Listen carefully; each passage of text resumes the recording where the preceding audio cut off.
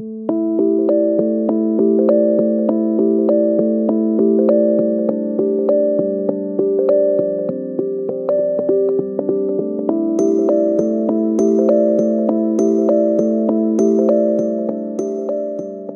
l'été passé, le pétrole est revenu sur le devant de la scène. Pour quelles raisons? Bien, en l'espace de 6 mois, son cours a subi un recul spectaculaire de l'ordre de 50%.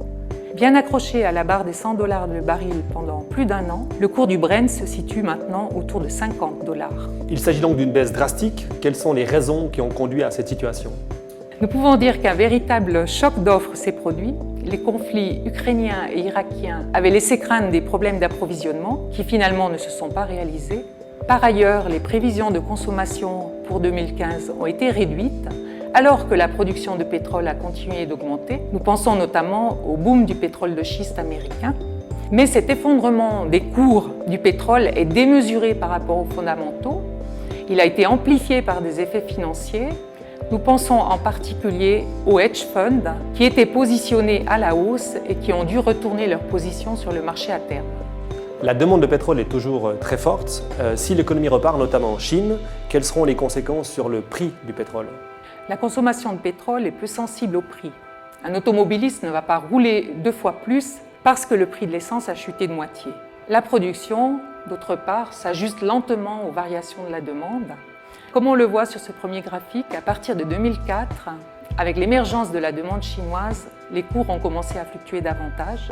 Ainsi, en juillet 2008, le cours du pétrole Brent a atteint $140 le baril. À l'opposé, les prix ont chuté actuellement de moitié en peu de temps. On se retrouve somme toute avec un excédent modéré de l'ordre de 2% qui pourra être résorbé si l'économie chinoise et européenne reprend avec un rebond potentiel.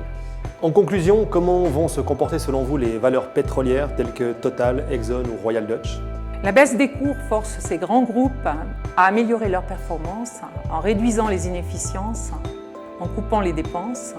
Il faut savoir que ces majors sont aussi actifs dans la production de gaz, le raffinage et la distribution d'essence, ce qui diversifie leurs revenus et leur permet de continuer à gagner de l'argent. Comme le montre ce deuxième graphique, elles offrent également des dividendes élevés, plus d'1,5 fois supérieurs à ceux du marché. En conclusion, ces sociétés pétrolières constituent selon nous une bonne opportunité de placement.